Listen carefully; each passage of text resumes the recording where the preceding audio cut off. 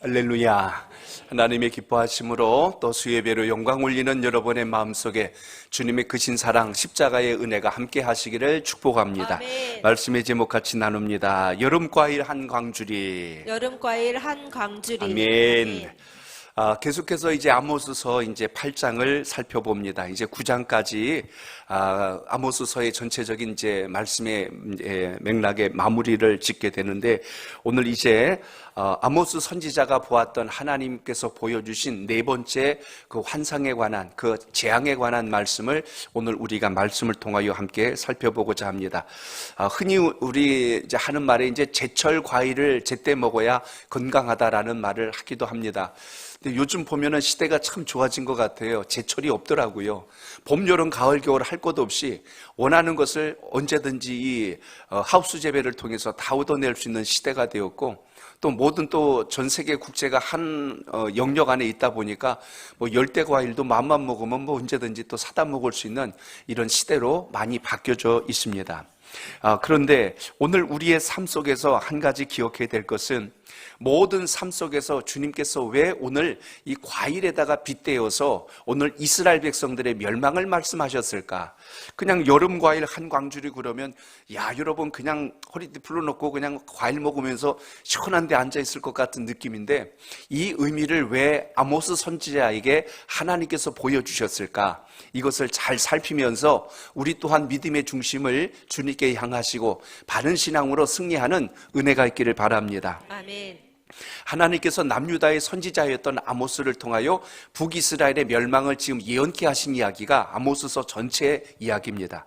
5가지 환상을 보게 했죠. 우리가 전에 이제 나눴던 첫 번째 환상이 메뚜기 재앙이었습니다. 하나님께서 북이스라엘 전체에 메뚜기 떼를 보내셔서 땅을 완전히 황폐하게 하고 기근과 흉년으로 모든 것을 망하게 하실 것이니라, 이런 재앙을 이야기합니다. 두 번째 재앙이 불재앙입니다.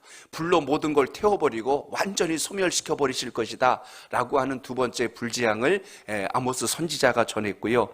또 우리가 전 시간에 나누었던 게 세 번째 재앙이었던 바로 이제 이 다림줄입니다. 하나님께서 우리의 인생을 다림줄로 이렇게 재보시는데, 올곧게 올라가고 있는지 삐딱하게 가고 있는지 보셨다가 잘못 가고 있는 그 민족과 나라를 모두 진멸해 버리시겠다라는 것을 우리가 이제 살펴봤습니다. 이제 오늘 본문 속에서 이제 여름 과일 이야기로 이야기가 또 한 가지가 전개됩니다. 악하고 불의한 백성들을 하나님이 심판하신다는 말씀인데, 경고를 지금 계곡하신 거예요. 하나님께서 너희를 이렇게 멸하시려고 하신다. 하나님께서 너희를 불로 심판하시려고 하신다. 하나님께서 너희를 지금 달아보고 계신 걸 알기나 하느냐.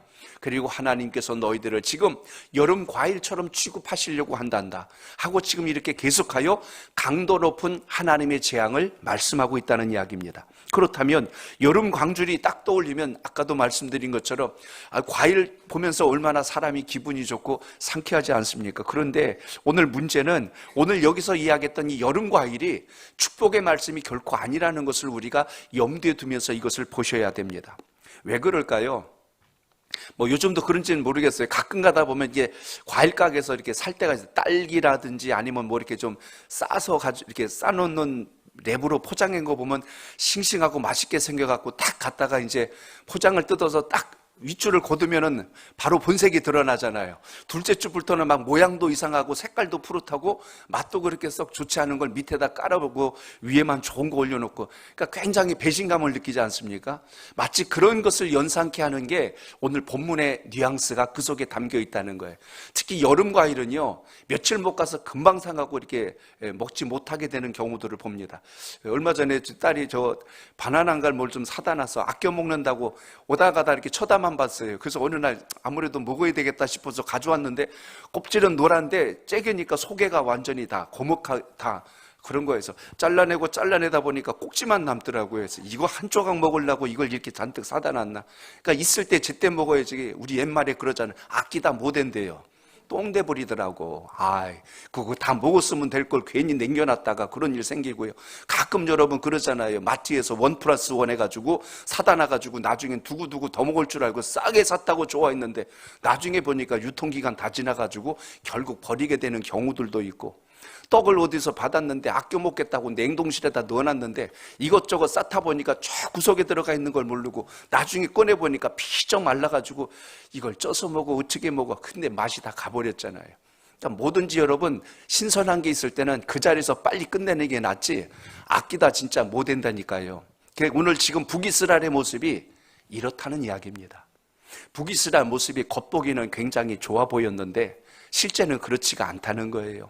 너희들의 모습을 보니 그렇지가 않구나. 특히 이 과일이란 여름 과일이라는 의미와 이 히브리어의 단어의 여름 과일이라는 뜻과 이 끝이다라는 뜻이 동일한 단어로 쓰여서 이렇게 발음도 거의 비슷합니다. 그런 어감 속에 있다 보니까 하나님께서 지금 여름 과일을 말씀하시면서 그 뒤에 숨긴 뜻을 이야기하시는데 너희들은 이제 여름 과일처럼 끝이란다라는 마지막을 지금 이야기합니다. 과일도 여러분 처음 나왔을 때 맛하고 끝물이라고 하죠.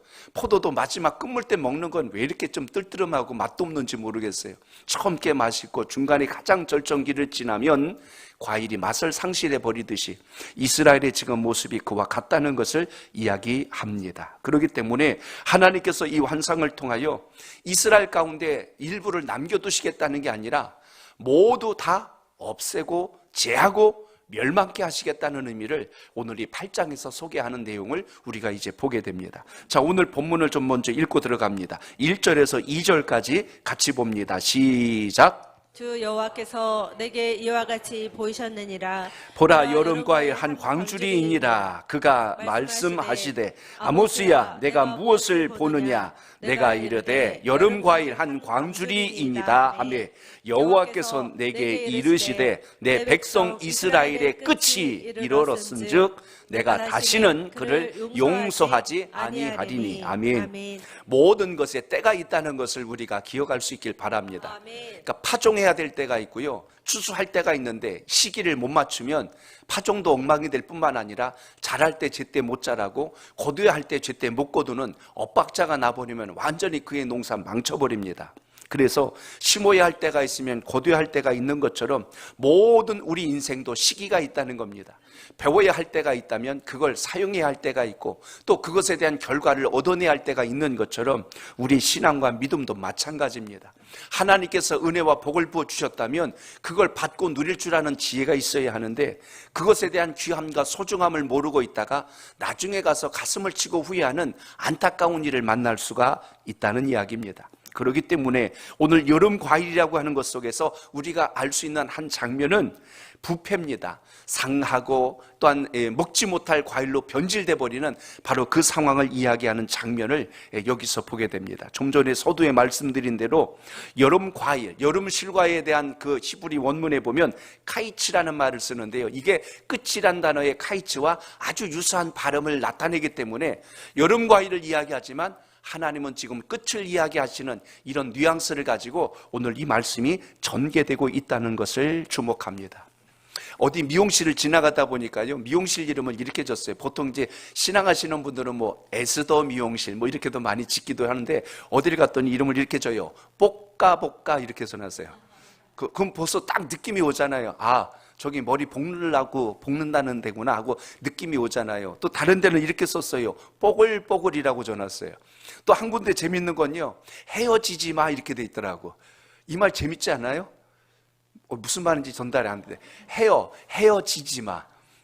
이제 이게 이해되시죠? 그러니까 말을 참 이렇게 언어 유희 같은데 사람들로 하여금 이렇게 한 번 더 쳐다보게 만들고 기억나게 하는 거예요. 그러니까 머리가 이렇게 지지 않게 해주시겠다라는 어떤 의미와 또 서로 이별한다는 의미를 좀 이렇게 섞어서 한 것처럼 하나님도 일종의 언어 유희와 같은 말씀으로 지금 아모스에게 지금 전하고 있는 장면입니다. 여름 실과를 보여줬는데 끝을 이야기하는 거예요.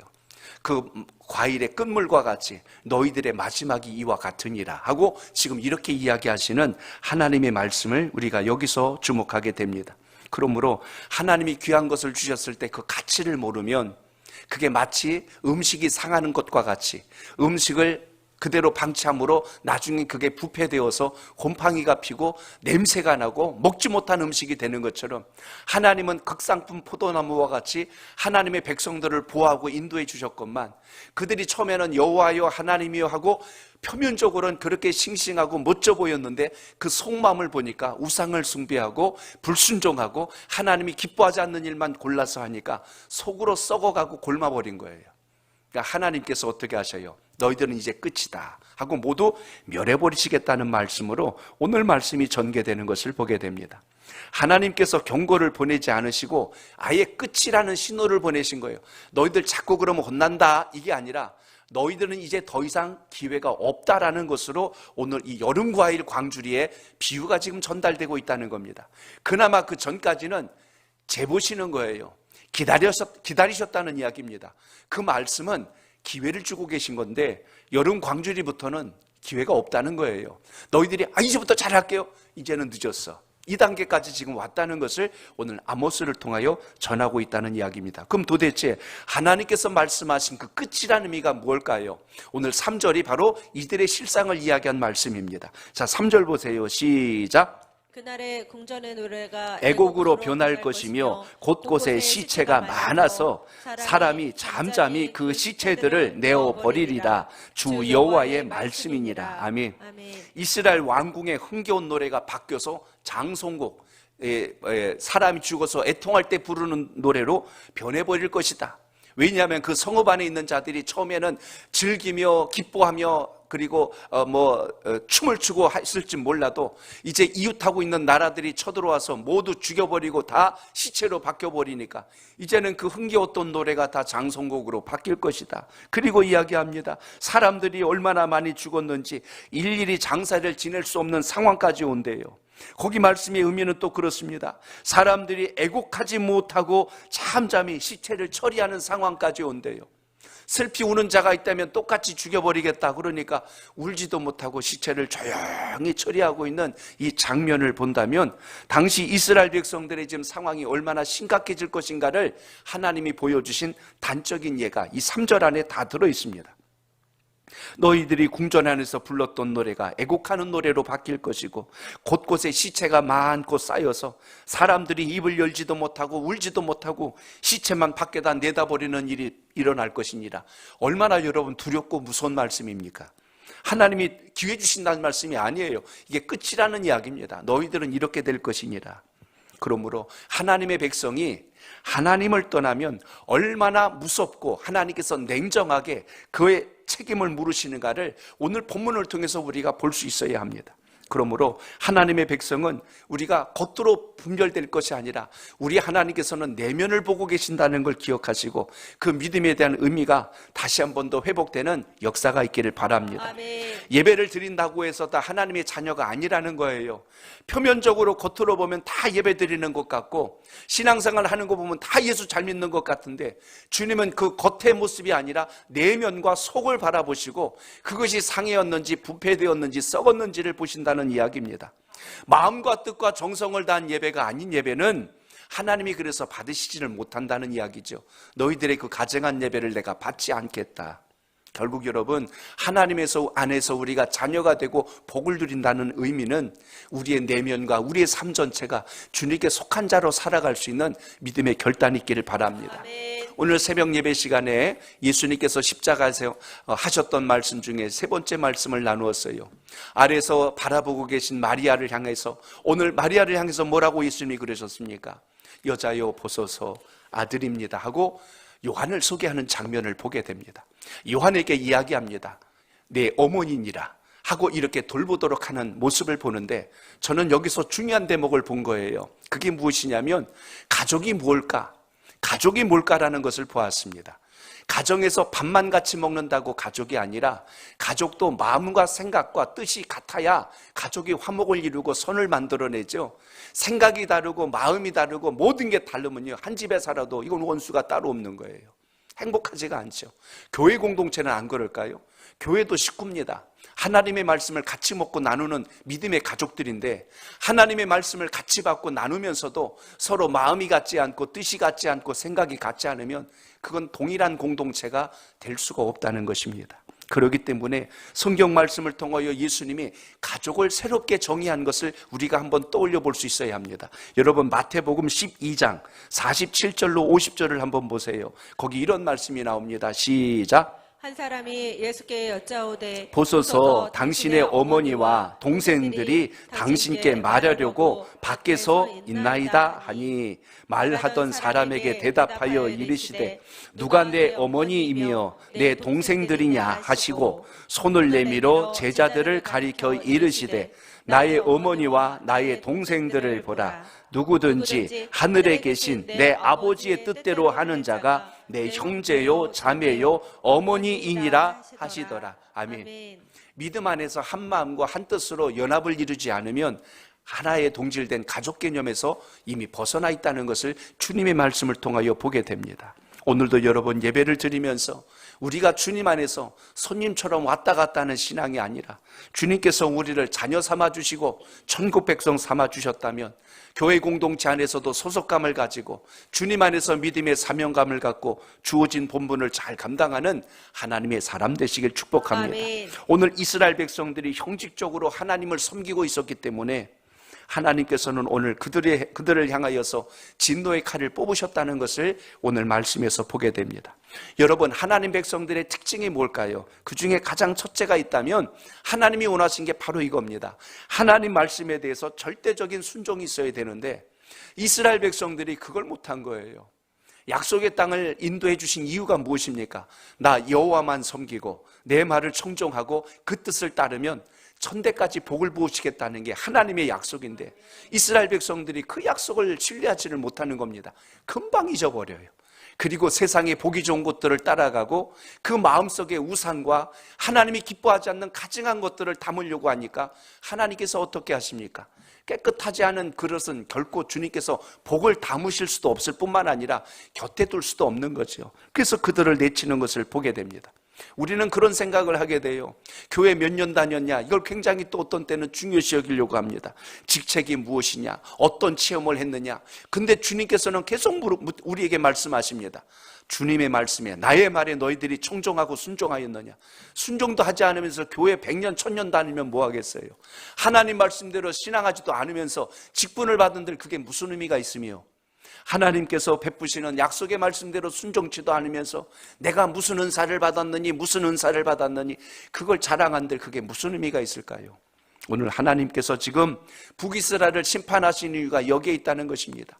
너희들은 택한 백성이라고 목에 힘을 주고 그것에 대해서 거들먹거리면서 자랑 삼고 있지만 너희들의 내면이 썩어버리고 오염돼 버렸으니 내가 너희들을 통하여 나의 복을 불 수도 없을 뿐만 아니라 너희들을 다 내쳐버릴 것이니라. 우리 하나님께서 지금 이렇게 말씀하신 것을 보게 됩니다. 그러므로 하나님의 백성이냐 아니냐는 어디서 판가름 나요?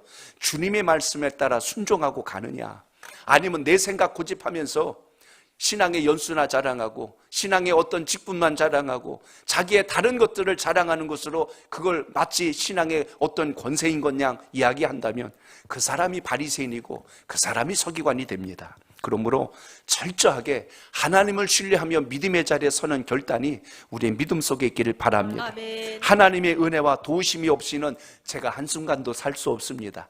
이래야 우리의 귀와 눈이 주님을 향하지요. 주님 아니어도 뭐 얼마든지 복이 들어올 때가 있으니까. 그러니까 우리 마음속에 뭐가 사라집니까? 간절함이 사라지는 거예요.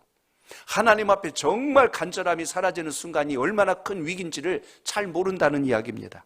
그렇기 때문에 하나님을 알고 나니 그때서야 우리가 깨닫는 거예요.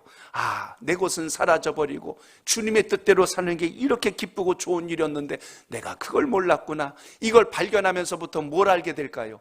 거기가 낙원이 되는 겁니다. 여러분 이번 우리 가상치료를 나누면서 가장 열쇠가 되는 말씀이 무엇이었습니까? 어디가 천국이고 어디가 낙원이고 어디서 평안을 누릴 것인가? 우리 마음속에 먼저 용서의 마음이 들어올 때 그곳에서부터 낙원이 시작되었고 나의 죄를 회개하고 주님을 바로 알아볼 때 그 간절함이 살아있을 때 그곳이 낙원이 될 뿐만 아니라 주님과 한 가족이 되었을 때 비로소 그것이 낙원이 된다는 것을 우리가 본다면 오늘 말씀을 통하여서도 마찬가지예요. 단순히 이번 한 주간이 예수님의 고난만 생각하는 주간이 아니라 그로 인하여 우리는 어떤 은혜와 복을 누리고 있는가를 발견하고 더 믿음의 자리에서 최선을 다할 수 있는 있는 그 역사가 있기를 축복합니다. 아멘. 과거에 비해서 오늘날 이 시대, 저는 또 말씀드립니다. 간절함이 사라진 시대라고 말씀드리고 싶어요. 하나님 앞에 매달리는 강청하는 부분이 없다 보니 이 시대가 주의 역사도 능력도 기적도 체험하지 못하는 것을 많이 보게 됩니다. 오늘 여러분, 주님께서 누굴 찾으실까요? 간절한 자, 주님의 말씀에 철저히 순종하고 믿음의 길을 가는 그 인생을 통하여 하나님의 살아계심을 나타내신다는 것을 잊지 않길 바랍니다. 아멘. 과수원을 운영하는 분들도요, 과일을 땁니다. 그런데 둘로 나눠요. 극상품 과일을 한쪽에다 담아서 그건 상품의 가치를 가지고 파는 걸로 하지만, 썩고 상품성이 떨어진 건 따기는 따지만 그건 버리는 거예요. 못 쓰는 게 돼요. 주님께서 이 땅에 수많은 사람들을 구별하고 또 구별하시지만 둘로 구별하십니다. 하나님이 들어 쓰실 사람과 하나님이 쓸 수 없는, 하나님이 쓰실 수 없는 사람들을 내치는 것으로 나눠지는데, 지금 북이스라엘 백성들은 어떤 겁니까? 하나님이 열매를 요구하시는데 열매가 없는 거예요. 그들의 모습을 보니까 겉은 좋아 보이는데 속은 상해버린 거예요. 그러니까 쉬운 말로 하면 상품성, 가치가 전혀 없는 인생들이라 오늘 하나님은 너희들은 이제 끝이니라. 그래서 그들을 내쳐버리는 이야기로 오늘 말씀이 진행되는 것을 보게 됩니다. 그러므로 오늘 우리의 평생의 삶에 담아야 될 복이 무엇일까? 하나님이 아무리 은혜와 복을 부으셔도 담을 수 있는 그릇이 되어야 그게 담아지지요. 깨지고 금간 그릇, 좁은 그릇 속에는 어떤 주님의 역사도 결코 담을 수가 없다는 것을 오늘 말씀을 통하여 보게 됩니다. 오늘도 신앙하실 때 기억하십시오. 우리의 삶 속에서 뭘 먼저 보셔야 돼요? 하나님께서 모든 것에 복을 부으실 때가 있구나. 오늘 그때를 놓치지 않고 말씀과 동행하셔서 은혜와 복을 누리는 여러분의 신앙이 되시길 주의 이름으로 축복합니다. 아멘. 그러므로 오늘 말씀 속에 또 4절을 보세요. 거기 이런 말씀이 나옵니다. 시작. 가난한 자를 삼키며 땅에 힘없는 자를 망하게 하려는 자들아, 이 말을 들으라. 아멘. 약한 자를 돌아봐야 된다는 것을 우리 신앙 안에서 기억하시길 바랍니다. 아멘. 오늘 하나님께서 지금 아모스를 통하여 주신 말씀이 뭡니까? 너희들은 어찌하여 가난한 자들을 삼키며 땅에 힘없는 자들을 망하게 하려느냐 하고 지금 이렇게 말합니다. 한마디로 하면 이 나쁜 놈들아 그거예요. 이 못된 것들 같으니라고. 이렇게 지금 하나님께서 엄히 책망하는 말씀이 오늘 4절 안에 담겨 있는데, 오늘 왜 이렇게 말씀하셨을까요? 서두에 말씀드린 대로 이들의 신앙과 삶이 다 무너져 버렸고, 요즘 말로 바꾼다면 예배가 변질돼 버렸어요. 예배가 타락되었다는 이야기입니다. 그 이야기가 오늘 5절에 나와 있는데 어쩌면 이게 이렇게 신랄하게 표현했을까요? 이게 구약의 말이 아니라 오늘 이 시대의 말씀이란 걸 여러분 한번 염두에 두시고 한번 읽어보세요. 자, 5절 보세요. 시작. 너희가 이르기를 월삭이 언제 지나서 우리가 곡식을 팔며 안식일이 언제 지나서 우리가 밀을 내게 할고 에바를 작게 하고 세계를 크게 하여 거짓 저울로 속이며. 아멘. 4절은 책망하셨다면 책망한 이유가 5절 이야기입니다. 5절의 이야기가 뭐예요? 월삭과 안식일 이야기랍니다. 지금으로 말합니다. 우리가 주님 앞에 서야 될 주일 성수에 관한 말씀이에요. 우리가 주님 앞에 서야 될 예배 시간들을 이야기합니다. 꼬박꼬박 그걸 잘 지키니까 마치 신앙이 좋은 것 같고 믿음이 좋은 것 같은데, 하나님은 지금 뭘 보고 계십니까? 그들의 생각을 보고 계신 거예요. 여기 보니까 뭐라고 그랬습니까? 언제까지 우리가 맨날 이거 월삭을 드려야 돼? 이 시간에 나가서 추수하고 그러면 훨씬 더 많은 걸 거둬들일 텐데 여기 앉아서 지금 뭐 하는 거야? 안식일이 됐어요. 이거 큰일 났네. 오늘도 또 안식일을 지켜야 되네. 밖에 나가서 장사도 해야 되고 벌이도 해야 되는데 이거 하는 바람에 또 오늘 수입이 줄 것 같으니 어떻게 하지? 그렇다면 저울을 속여가지고 수입을 늘려야 되겠구나. 손해본 만큼 더 내가 그렇게 해야 되겠구나. 이런 생각을 갖고 있다면 이게 여러분, 이게 구약만의 이야기일까를 한번 생각해 보세요. 오늘 우리가 신앙생활을 하면서 하나님 앞에 신앙한다고 하면서 얼마나 우리의 얄팍한 계산을 가지고 하나님 앞에 저울질을 하고 있는가를 생각해 보세요.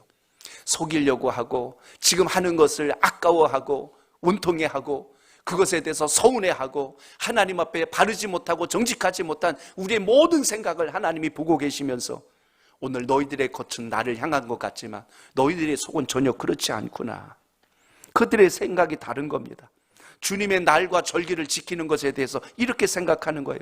시간을 낭비하는 것 같고 가진 재물을 허비하는 것 같다는 생각을 갖고 있는 이들의 모습을 하나님께서 지금 보고 계신 겁니다. 너희들의 건강과 생업과 물건을 누가 공급하는지를 너희들은 아느냐. 주님은 지금 그걸 계속 말씀하시는 거예요. 근데 지금 이스라엘 백성들은 그런 겁니다. 이 월삭 안 하고 이 안식을 안 지키고 이때 나가서 돈 벌면 추수도 더 많이 할 거고 수익도 많을 텐데 우리가 이 시간들을 다 빼앗기고 앉아있네. 이게 얼마나 지극히 인간적이고 자기중심적인 생각인가를 오늘 말씀에서 확연하게 들춰내는, 우리의 가지고 있는 그 속마음을 그대로 표현한 게 오늘 이 5절의 말씀입니다. 하나님께서 지키라고 하시니까 지키기는 하는데 마음은 그런 게 아니에요. 겉은 와 앉아있는데 마음은 기쁨과 자원하는 마음이 아니라 소원한 마음, 불편한 마음을 가지고 주를 향하고 있으니 그것이 어찌 복을 담을 수 있는 그릇이 되겠느냐, 그것입니다. 하나님께서 우리에게 주신 모든 시간과 모든 환경과 여건이 주로부터 왔는데 우리는 철저하게 모든 것을 내 중심적으로 해석하고 그렇게 적용하려고 핑계거리를 찾습니다. 결국 하나님은 너희들의 그 예배를 내가 받지 아니하겠다, 거절해 버리신 거예요. 오늘 우리 마음속에 진정한 필요가 뭘까를 우리가 이 대목에서 봐야 할 것입니다. 심지어 그렇게 절기를 지키느라고 손해본 시간만큼 우리가 나가서 벌어야 되는데 정상적인 방법으로는 그 수입을 채울 수 없다고 생각하니 어떻게 하겠습니까? 저울을 속여야 되는 거예요. 오늘 여기 본문에 보시면 에바라는 말이 나오고 세겔이라는 말이 나옵니다. 그릇의 크기를 작게 하고 기존에 있던 값을 받아내는 거예요. 그러니까 물건은 적게 팔고 수입은 크게 나니까 훨씬 더 이득이라고 생각하는 이들의 계산적이고 얄팍한 생각에 대해서 하나님이 지적하신 것을 여기서 보게 됩니다. 오늘날 우리가 왜 예배의 감격이 자꾸 사라지고 있을까요? 주님 말고 볼 게 너무 많아요. 기대할 게 너무 많아요. 그러다 보니까 우리가 주님 아니래도 된다는 생각이 아니란 마음을 갖게 하고 게으른 마음을 갖게 하고 주님을 멀리 떠나게 만드는 이런 상황까지 이어지는 것을 보게 됩니다. 예배 감격을 상실해버리니까 오늘 5절과 같은 일이 벌어지는 겁니다. 왜 자꾸 절기를 만드는 거야? 왜 자꾸 이렇게 또 뭐 모여야 되는 시간이 이렇게 많은 거야? 하면서 그것이 원망으로 바뀌어버려요. 오히려 하나님 안에서도 감사하고 하나님 안에서도 기뻐하고 주의 뜻을 따라 사는 게 이렇게 귀한 것이로구나 알고 가야 할 인생이 오히려 그것을 거꾸로 해석하고 앉아있으니 주님이 보실 때는 얼마나 안타깝고 답답하셨을까를 오늘 말씀에서 보게 됩니다. 결국 이런 생각들이 속임수를 쓰기 시작합니다. 정상적인 방법으로는 수입을 얻을 수 없으니 속여야 된다는 생각까지 왔다는 것입니다. 결국 여러분, 우리 인생에 풀리고 해결되고 형통은요, 내가 급한 게 아니고 하나님이 급하실 때 역사된다는 것을 오늘도 기억하시길 바랍니다. 이 시대를 살아가는 우리들도 북이스라엘 백성들과 조금도 다를 바가 없는 그런 인생은 아닐까 하는 조심스러운 마음을 우리가 돌아봐야 한다는 것입니다. 우리가 속한 공동체로부터 혹여라도 이런 불의함과 혹이라도 이런 불법적인 부분들이 만연되어 가고 있다면, 그걸 서로 동조하고 그걸 위로라고 생각하고 그걸 동정하고 앉아있다면 북이스라엘 백성들과 뭐가 다를까요? 시대가 흉흉하고 이 세상이 다 그런데 뭐 하고 끌려가는 인생이 아니라 세상은 그럴지라도 하나님께서 우리에게 주신 말씀이 그와 같지 아니하기 때문에 우리는 더 주의 말씀대로 신앙하고 믿음대로 살겠나이다. 하나님이 복을 부신다면 누구에게 복을 부실까요? 오늘 그러기 때문에 믿음의 중심을 주님께 향할 수 있는 영적 은혜와 결단이 우리 삶 가운데 살아있기를 바랍니다. 아멘. 이 시대를 향하신 하나님의 뜻을 우리가 온전히 받드는 그 길이 있다면 교회를 교회답게, 여러분의 가정을 믿음의 가정답게, 우리의 주신 믿음의 본분을 그 본분을 따라서 잘 수행해 나감으로 그 상급과 은혜를 얻는 우리의 믿음 되시길 바랍니다. 아멘. 그러므로 오늘 말씀 속에서 오늘 우리가 한 가지 더 기억해야 될 아모스의 그 외침을 우리가 읽어보겠습니다. 8절로 9절이에요. 두 절을 같이 봅니다. 시작. 이로 말미암아 땅이 떨지 않겠으며 그 가운데 모든 주인이 애통하지 않겠느냐. 온 땅이 강의 넘침처럼 솟아오르며 뛰놀다가 낮아지리라. 주 여호와의 말씀이니라. 그날에 내가 해를 대낮에 지게 하여 백주의 땅을 캄캄하게 하며. 아멘. 저를 따라합니다. 하나님이 버리시면 살 길이 없습니다. 오늘 8절과 9절은요 굉장히 두려운 말씀입니다. 너희들이 그렇게 겉은 나를 향한 것 같지만 너희들은 속은 썩어 있고 너희들은 나를 전혀 향하지 않고 있으니 너희들은 여름 과일과 같이 너희들은 끝물과 같이 너희들은 이제 끝이니라 하고 이렇게 선을 그으면서 끝의 모습을 보여준 장면이 오늘 8절과 9절입니다. 너희들의 그 끝이라는 게 어떤 것인지 아느냐? 이렇게 하리라. 근데 오늘 8절 9절을 보면 어떤 장면과 막 이렇게 오버랩되지 않아요? 겹치지 않습니까? 출애굽기 보실 때 이스라엘 백성들이 애굽에 나올 때 열장이 내리는 모습과 너무 유사하게 기록된 것을 여러분 혹시 찾지 못하셨어요? 땅이 떨게 되고 모든 주인들이 애통하게 되고 땅이 그리고 강이 흘러서 막 차고 흘러 넘치는 상황이 발생하고 거기에서 심지어 해가 대낮처럼 백주에 있는 그 해가 대낮에 지게 되므로 땅이 깜깜해진대요.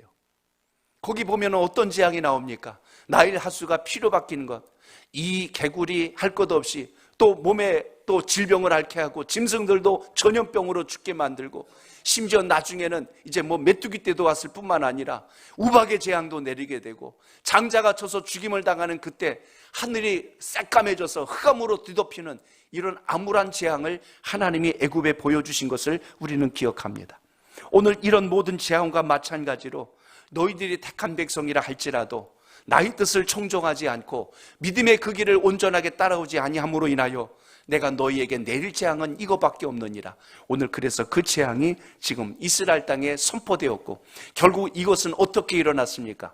아수르가 쳐들어와서 이 북이스라엘 땅 전체를 황폐하게 만들고 모든 것을 사로잡아 버리고 모든 집들과 모든 성은 불질러 버리고 이렇게 됨으로 인하여 마치 애굽에 내렸던 재앙과 똑같은 상황을 그대로 나타나는 장면을 이제 보게 됩니다. 결국 여러분 오늘 이 본문은요 단순히 두려움을 주기 위한 경고가 아니라 겁박이 아니라 하나님의 행하심에 대한 실제적인 말씀이 오늘 본문 속에 담겨 있다는 것을 기억한다면 우리는 믿음의 자녀로서 마땅히 지식으로 하나님을 믿는 것이 아니라 삶으로 체험하며 경험함으로 인하여 승리하는 축복의 주인공들이 여러분이 꼭 되시길 바랍니다.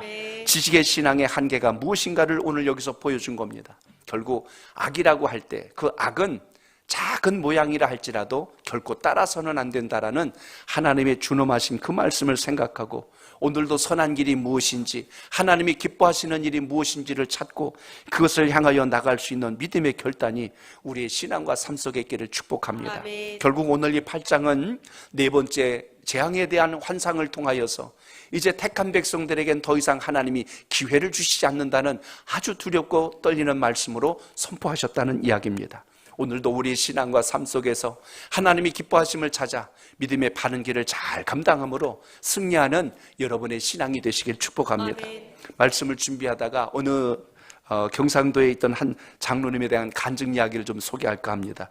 한 시골 교회에 있었던 분이신데요. 이분이 신앙생활을 오래 하다 보니까 집사에서 이제 장로로 또 이렇게 또 장립이 되어서 이제 섬기게 됐다고 하더라고요. 그런데 이분이 한 가지 숙제가 있었어요.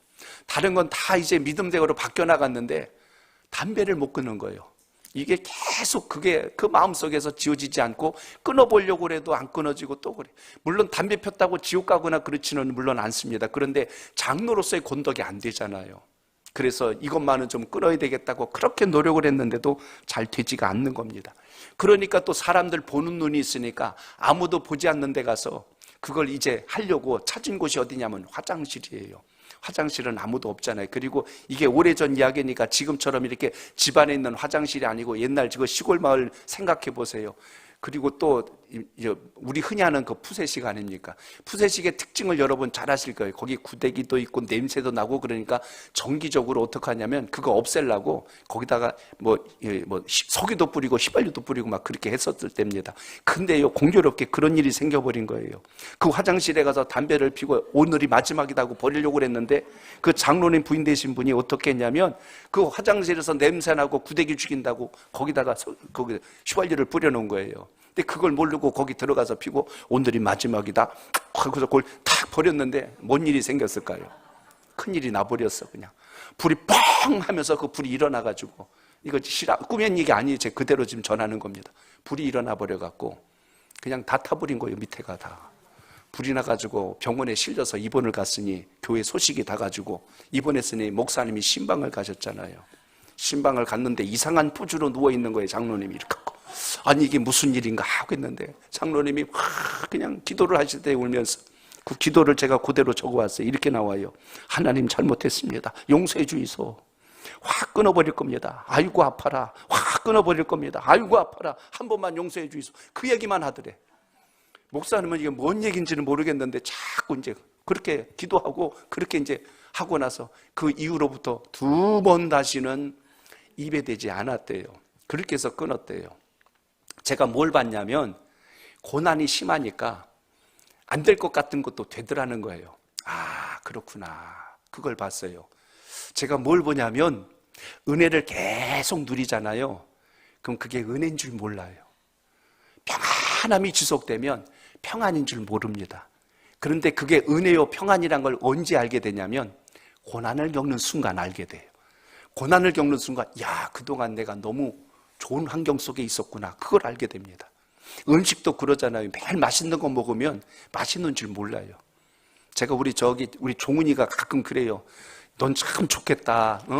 우리 권사님이 우리 할머니가 이렇게 항상 음식 해주는 거 먹어서 좋겠다. 표정이 근데 별로 좋은 표정을 안 짓는 거죠. 복인 줄 모른다니까요. 그 매일 먹는다는 게 얼마나 큰 복인데 그걸 모르고 있다니까. 그러면 언제 그게 맛있는 줄 아냐면 맛없는 음식 한번 탁 먹어보면 그때 아는 거예요. 아, 내가 먹던 게 제일 좋구나 하고 그래서 아는 겁니다. 여러분 여행 갔다 오시면 대부분 고백하잖아요. 아이고 우리 집이 제일 좋다 그래요. 나가서 별거 다 보고 와도 결국 내 집이 좋다고 그러고 나가서 어디 뭐 음식 맛집이라고 다 다녀봐도 결국 내 집이 제일 좋다라고 하는 것은 비교를 해보니까 그때서야 아는 거예요. 저는 축복은 안 그럴까 싶습니다.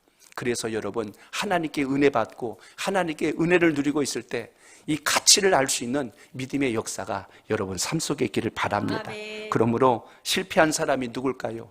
은혜를 받고도 은혜인 줄 모르고 사는 사람은 정말 안타까운 인생입니다. 그래서 여러분 이번 한 주간 고난주간이 주님의 잘못과 허물로 십자가에 달리심이 아니라 나를 위한 고난이요 나를 위한 주님의 어떤 그 멸시와 천대당하심이라면 우리가 더 깊이 주님 앞에 가까이 기도와 말씀으로 무장하고 세워지는 역사가 있기를 축복합니다. 아멘. 그래도 1년 12달 기도 안 하던 분들도 고난주간이라면 매달리고 울며 불며 주님께 구했던 그런 우리의 뜨거운 신앙의 열정들이 지금도 내 안에서 살아있는가? 지금도 그 주님의 은혜를 나는 기억하고 있는가? 막연하게 한 주일 보내는 것이 아니라 정말 주님의 그 은혜를 생각할 수 있는 믿음의 사람이 오늘 우리의 신앙 속에 있기를 바랍니다. 아멘. 밤하늘이 깜깜하면 빛나는 별이 보입니다. 내 인생의 고난과 역경 속에서 하나님의 순전한 은혜를 우리가 발견하게 됩니다. 오늘 다시 한 번 더 말씀 앞에 견고히 서서 우리의 생명, 건강, 가정, 자녀, 생업 모든 것을 주관하시는 하나님의 그 은혜가 당연한 것이 아니라 얼마나 귀하고 복된 일인가를 기억하며 승리하는 신앙이 되시기를 주의 이름으로 축복합니다. 아멘. 말씀 맺습니다. 오늘 제가 4가지를 여러분에게 드렸어요. 하나님의 백성은 신선함을 잃으면 안 된다. 겉만 번지르르한 신앙이 아니라 우리의 내면과 속사람이 멍들거나 썩거나 변질돼 버리면 안 되잖아요. 그래서 우리는 늘 신앙을 돌아봐야 합니다. 하나님, 저의 속사람이 주님을 향할 수 있도록 영적 신선함이 무너지지 않게 하소서. 항상 이 고백이 살아있기를 바랍니다. 아멘. 예배를 통하여 하나님 말씀을 붙들겠다는 간절함이 여러분 속에 또한 있기를 바랍니다. 아멘. 그리고 우리는 초지일관 바라봐야 될 것이 오직 여호와 하나님 십자가 바라보시길 바랍니다. 아멘. 자꾸 기댈 때가 많다 보니까 하나님 앞에 간절함이 사라진다니까요. 끼웃거릴 때가 많으니까 여기저기 쳐다볼 게 많으니까 주님을 향한 마음의 집중도가 떨어져 버렸어요. 그래서 오늘 이스라엘 백성들이 왜 하나님의 진노를 받고 너희들은 끝이라고 했을까요? 줄만 바라보라 했는데 그러지 않으니까 결국은 다 내침을 당하는 것을 우리가 보게 됩니다. 그러므로 이제는 우리가 어떻게 해야 될까요? 이 십자가의 사랑, 그 은혜를 경험했다면 이걸 내 안에다 숨겨놓지 말고 이 주님을 자랑하고 이 기쁨을 나눌 수 있는 하나님의 사람, 그것이 오늘 여러분들의 신앙과 믿음이 되시기를 축복합니다. 아멘. 그래서 우리 가족이 또 여러분이 아시는 가까운 사람들이 주를 만나야 되겠다는 이 간절함으로까지 이어질 수 있다면 하나님의 사랑을 증거하는 빛된 인생이 될 줄로 믿습니다. 오늘 주님 말씀 잘 가슴에 담고 오늘 이 말씀과 함께 내 인생 속에 더 하나님을 기쁘시게 하며 주님께 집중할 것이 무엇인가를 잘 살펴보시고 승리하는 신앙이 되시기를 주의 이름으로 축복합니다.